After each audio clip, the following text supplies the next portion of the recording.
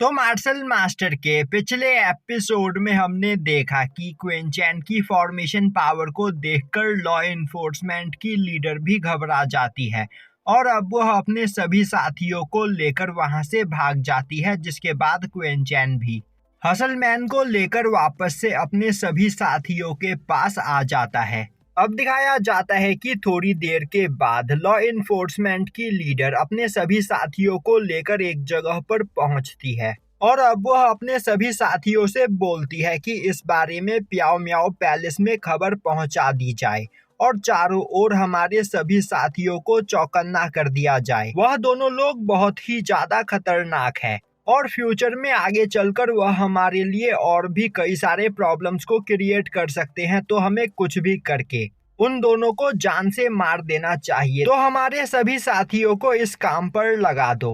अब यह सुनते ही कैप्टन बोलती है, मास्टर आपको परेशान होने की कोई जरूरत नहीं, मैं उन दोनों को अपने हाथों से ही सजा दूंगी और उन्हें इतनी दर्दनाक मौत दूंगी जिससे आज के बाद कोई भी लॉ इन्फोर्समेंट के काम में इंटरफियर करने की कोशिश नहीं करेगा।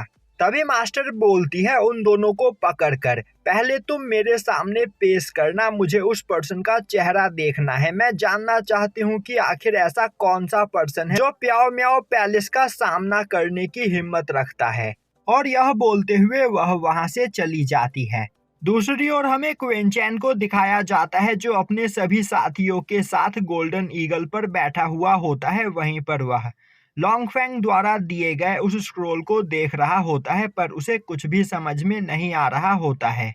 अब वह सभी लोग एक जगह पर पहुंचते हैं। तभी नांगवांग बोलता है, इस जगह पर हमेशा से यहाँ पर ज्यादा भीड़ लगी हुई है, आखिर यहाँ पर चल क्या रहा है। अब वह सभी लोग आगे जाते हैं। तभी एक पर्सन क्विंचैन को देखते हुए बोलता है, तो क्या तुम सभी लोग भी डीमन स्वॉर्ड सिटी में अपना लक आजमाने के लिए आए हो? अब नांगुआंग उस पर्सन को देखकर परेशान हो जाता है क्योंकि उस पर्सन की एज बहुत ही ज्यादा कम होती है। इसके बावजूद वह पर्सन मार्शल किंग रैलम के 7th लेवल पर होता है। तभी क्विंचैन उस पर्सन को देखते हुए बोलता है, तुम क्या बोल रहे हो, मुझे कुछ भी समझ में नहीं आ रहा। वह पर्सन हंसते हुए बोलता है, मेरे भाई यहाँ पर क्या चल रहा है इस बारे में सभी लोगों को पता है और यहाँ पर मौजूद सभी लोग भी उसी काम के लिए आए हैं। मैं जानता हूँ कि तुम भी यहाँ पर डीमन स्वॉर्ड सिटी में मौजूद डीमन स्वॉर्ड को लेने के लिए आए हो। और अब वह क्विंसू की ओर इशारा करते हुए बोलता है, तुम्हारे पास स्वॉर्ड है, इसका यह मतलब है कि तुम दोनों ही स्वॉर्ड मास्टर हो, तो तुम्हें मुझसे झूठ बोलने की कोई जरूरत नहीं। क्विंचैन बोलता है, नहीं, यहाँ पर क्या चल रहा है उस बारे में हमें कुछ भी नहीं पता। यह सुनकर वह पर्सन काफी हैरान होता है और अब वह बोलता है, तुम दोनों की ही एज काफी ज्यादा कम है और तुम दोनों ही बहुत ही ज्यादा पावरफुल हो, तो क्या तुम सच में यहाँ पर डीमन स्वॉर्ड लेने के लिए नहीं आए हो? तभी वहां पर आते हुए एक पर्सन बोलता है, तुम बेवकूफों को क्या लग रहा है कि तुम यहाँ से डीमन स्वॉर्ड अपने साथ लेकर जा सकते हो? डीमन स्वॉर्ड यहाँ पर मुझ जैसे किसी पावरफुल और रॉयल पर्सन को ही मिलेगी, तो तुम लोग यहाँ पर बस अपना टाइम वेस्ट करने के लिए आए हो। मैं तुम्हें एक सलाह देना चाहता हूँ, अभी भी तुम्हारे पास टाइम है, तुम यहाँ से लौट सकते हो। यह सुनते ही वह पर्सन गुस्से में बोलता है, क्या तुमने मुझसे कुछ कहा? तभी वह पर्सन क्विंचैन और क्विंसू की ओर देखते हुए बोलता है, मुझे नहीं पता कि डीमन स्वॉर्ड कितनी ज्यादा पावरफुल है, पर मेरे यहाँ पर रहते तुम जैसे कमजोर लोग डीमन स्वॉर्ड को कभी भी हासिल नहीं कर पाएंगे। यह सुनते ही वह पर्सन अपने स्वॉर्ड को बाहर निकालते हुए बोलता है, तो फिर क्यों न इसका फैसला यहीं पर कर लिया जाए। तभी वह पर्सन अपने साथियों के साथ जोर जोर से हंसने लगता है और बोलता है, आखिर तुम यहाँ पर इतना क्यों उछल रहे हो, मैं तो तुमसे बात ही नहीं कर रहा। और अब वह क्विंसू को देखते हुए उससे फ्लर्ट करने लगता है और अब वह बोलता है कि तुम बहुत ही ज्यादा खूबसूरत हो, तो आखिर तुम इन कमजोर लोगों के साथ यहाँ पर क्या कर रही हो? मेरा नाम फू चैन है और मैं फू फैमिली का यंग मास्टर हूँ, तो फिर क्यों ना तुम मेरे साथ चलो।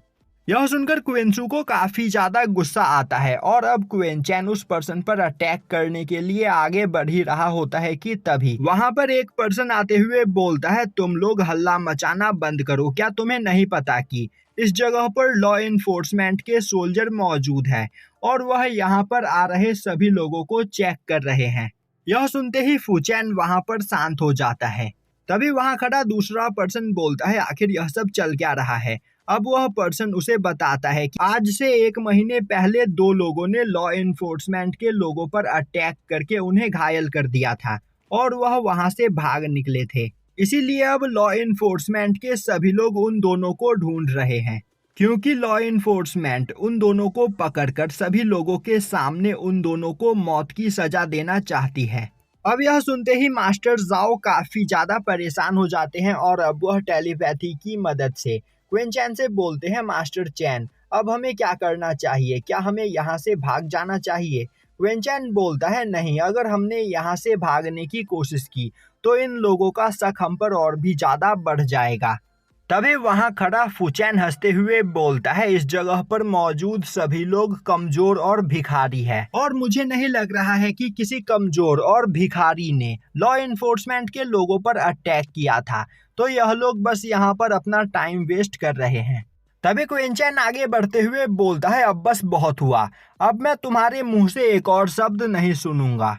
मैं इतनी देर से सुने जा रहा हूँ तुम लगातार लॉ इन्फोर्समेंट की बेइज्जती कर रहे हो। और यह बोलते हुए वह फुचैन पर अटैक कर देता है। अब उस अटैक को देखते ही फुचैन हंसते हुए बोलता है मैंने जितना सोचा था तुम मुझसे भी कहीं ज्यादा कमजोर हो। और यह बोलते हुए फुचैन क्विन चैन के अटैक को काफी आसानी से डिस्ट्रॉय कर देता है। अब उन दोनों के फाइट की आवाज को सुनकर सभी लोग उनकी ओर देखने लगते हैं।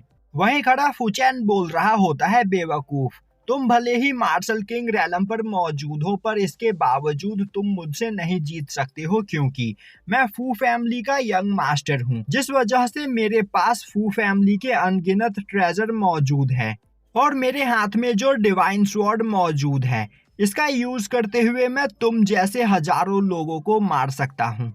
अब आसपास खड़े सभी लोग बोलने लगते हैं आखिर यहाँ पर चल क्या रहा है और यह पर्सन है कौन जिसने फू फैमिली के मेंबर पर अटैक किया। तभी क्विन चैन चिल्लाते हुए बोलता है इससे कोई फर्क नहीं पड़ता कि तुम फू फैमिली से बिलोंग करते हो या फिर रॉयल फैमिली से, अगर तुम मेरे सामने लॉ इन्फोर्समेंट की बेइज्जती करोगे तो मैं बर्दाश्त नहीं करूंगा। यह बोलते हुए वह दोबारा से फुचैन पर अटैक करने के लिए आगे बढ़ता है और यहीं पर यह एपिसोड खत्म हो जाता है।